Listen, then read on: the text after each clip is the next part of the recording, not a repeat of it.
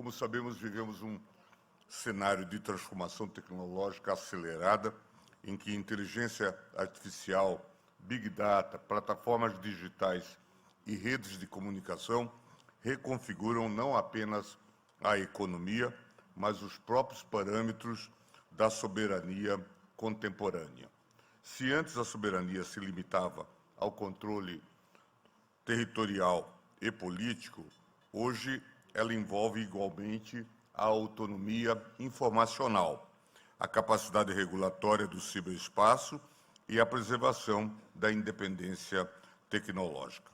Nesse contexto, emerge um desafio crucial: evitar o neocolonialismo digital, alguns estão chamando de tecnofeudalismo, que se manifesta na dependência estrutural de infraestruturas privadas estrangeiras, na concentração de dados estratégicos em jurisdições externas e na crescente influência das Big Techs sobre políticas públicas nacionais.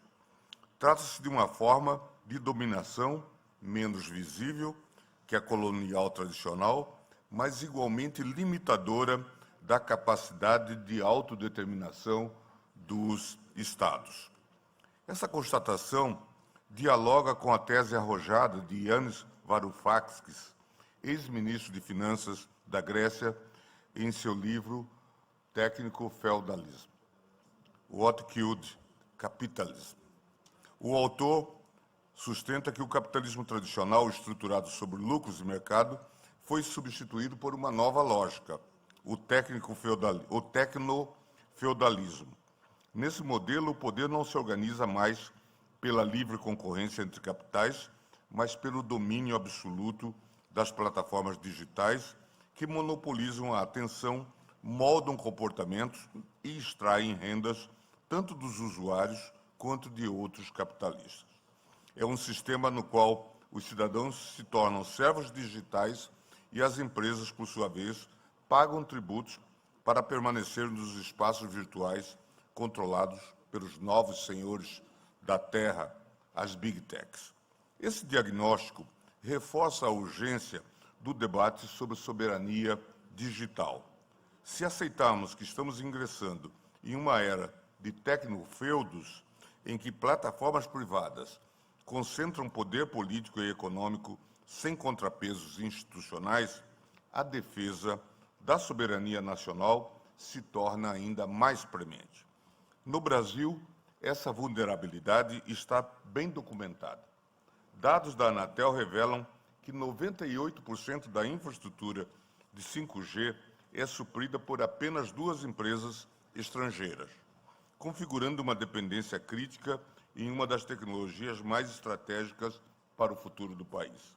Entre 2014 e 2025, mais de 23 bilhões foram gastos em contratos públicos com soluções de nuvem e softwares licenciados por 4 conglomerados globais.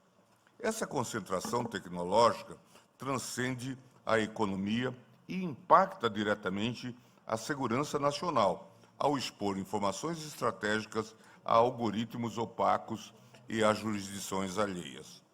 Trata-se de um problema sistêmico que ultrapassa o plano econômico. É a própria noção de soberania que está em jogo. A chamada infraestrutura de interconexão global está concentrada no norte global, forçando dados do sul a transitarem necessariamente pelos Estados Unidos. Em setores sensíveis, como a educação, governos inteiros já terceirizam funções estatais para plataformas privadas cujos dados são armazenados fora de nossas jurisdições, em idiomas estrangeiros, configurando um verdadeiro processo de plataformização do Estado. Não se trata, portanto, apenas de discutir a regulação das plataformas digitais ou da inteligência artificial. Trata-se de afirmar que a soberania digital deve ser prioridade estratégica imediata para o Brasil. Assim como o Marco Civil da Internet consolidou o protagonismo normativo brasileiro precisamos agora investir em infraestruturas públicas robustas de processamento e armazenamento, como já falou aqui Paulo Otávio, e conectividade digital, sustentadas por nossas capacidades endógenas e pela matriz energética renovável que nos diferencia. Esse é o caminho para que o Brasil deixe de ser mero consumidor passivo de tecnologias estrangeiras e passe a ser coprodutor de soluções e regulador soberano do ambiente digital. O risco de submissão a um neocolonialismo digital só será superado com investimento estratégico, regulação própria e a participação ativa na construção das regras globais. Ao mesmo tempo, não podemos ignorar que as novas tecnologias produzem ganhos inegáveis e tangíveis em áreas como saúde e economia, mas trazem também riscos complexos. A privacidade, a proteção de dados e a integridade dos processos democráticos, com a disseminação de desinformação e ameaças a direitos fundamentais. O impacto da IA no mercado de trabalho é uma preocupação crescente, demandando uma gestão justa da transição de empregos. Além disso, algoritmos podem amplificar preconceitos ou criar novas formas de discriminação em processos de decisão, como concessão de crédito ou contratações. As redes sociais e plataformas digitais assumiram um papel estrutural na vida pública, operando em um ambiente privado cujas regras, muitas vezes opacas, impactam diretamente os direitos dos cidadãos. Elas exercem funções análogas às de reguladores e juízes, definindo padrões de comportamento e aplicando sanções, ao mesmo tempo em que podem amplificar exponencialmente a difusão de conteúdos nocivos. Esses riscos reforçam a necessidade de um marco regulatório robusto que equilibre inovação e proteção de direitos. Dado o caráter transnacional do ciberespaço, a legislação brasileira deve dialogar com padrões internacionais. Destacam-se princípios orientadores da ONU sobre empresas e direitos humanos, que atribuem às plataformas responsabilidade própria na prevenção e mitigação de violações. Diretrizes da Unesco para a regulação de plataformas digitais, que enfatizam transparência algorítmica, governança participativa e mecanismos de responsabilização. Sistema Interamericano de Direitos Humanos, cuja jurisprudência afirma o dever de due diligence de Estados e empresas no ciberespaço. Convenção de Budapeste, de 2001, pioneira no combate a crimes cibernéticos. Além disso, processos recentes, como o Grupo de Trabalho Aberto da ONU e a negociação de nova Convenção da ONU sobre crimes cibernéticos, com participação ativa do Brasil, reforçam esse arcabouço normativo global. No plano interno, o país também avançou. A Lei Geral de Proteção de Dados Pessoais, 13.709 de 2018, constitui marco fundamental, assim como a decisão histórica do Supremo Tribunal no recurso extraordinário 1.037.396, que declarou a inconstitucionalidade parcial do célebre artigo 19 do Marco Civil da Internet, ampliando a responsabilidade dos provedores em situação de gravidade manifesta. Essa evolução aproxima o Brasil de modelos internacionais, como a NETS do Gesetz alemã e o Digital Services Act europeu, que adotam uma regulação baseada em riscos e em deveres de processo. O mesmo espírito inspira o projeto de lei 2338 de 2023, que classifica sistemas de IA por níveis de riscos, e o recém-aprovado ECA Digital, que criou mecanismos específicos de proteção de crianças e adolescentes online. Contudo, é preciso reconhecer que a soberania tecnológica não se limita ao ambiente digital. Ela também se projeta sobre setores estratégicos. E aqui cito um que, além de digital, a mim é muito caro: o setor de medicamentos. Governador Caiado, nós sabemos hoje dos medicamentos para doenças raras que têm custos elevadíssimos e que, muitas vezes, esses custos são multiplicados a partir do modelo de patentes e da incapacidade de produzir medicamentos de forma autônoma no próprio Brasil.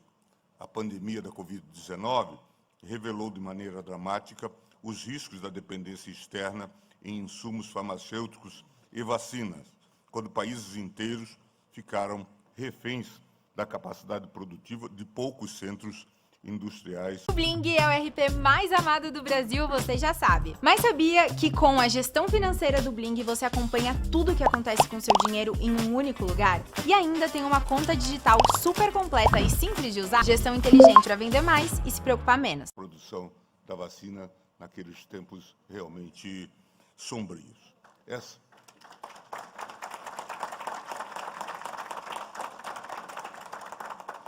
Essa vulnerabilidade não é apenas econômica, como se vê, mas política.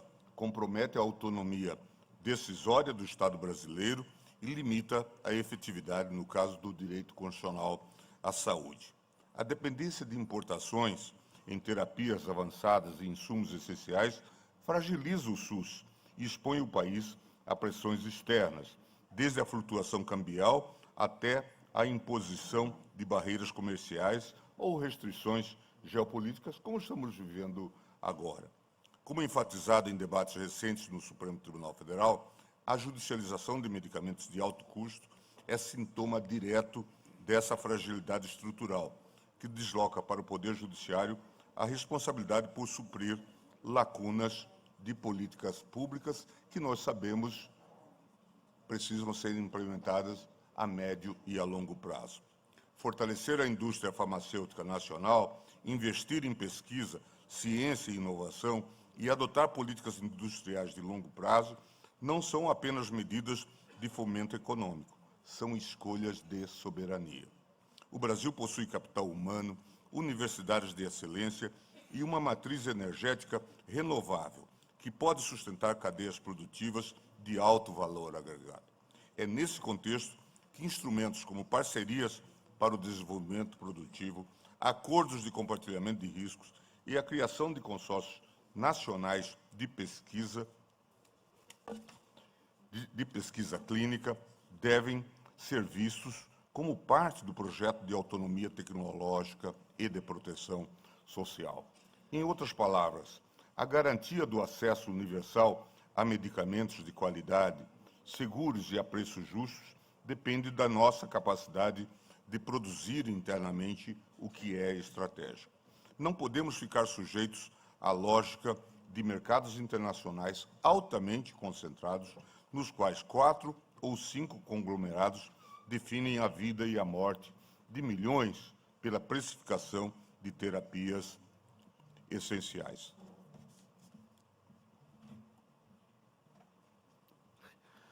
Assim como no campo digital, autonomia e saúde é soberania. E soberania, nesse contexto, significa assegurar que nenhum brasileiro seja privado de tratamento por falta de capacidade nacional de inovar, produzir e distribuir tecnologias em saúde.